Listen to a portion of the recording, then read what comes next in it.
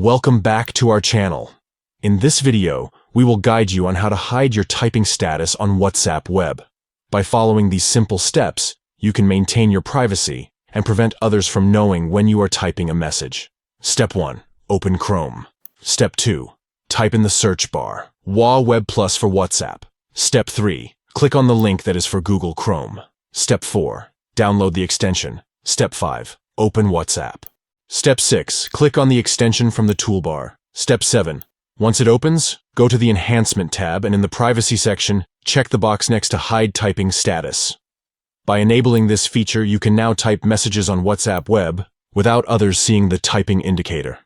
It's a great way to maintain your privacy and avoid unnecessary interruptions. If you found this tutorial helpful, please give it a thumbs up and don't forget to subscribe to our channel for more WhatsApp tips and tricks. Share this video with your friends who might also want to hide their typing status on WhatsApp web. Thank you for watching, and we'll see you in the next video.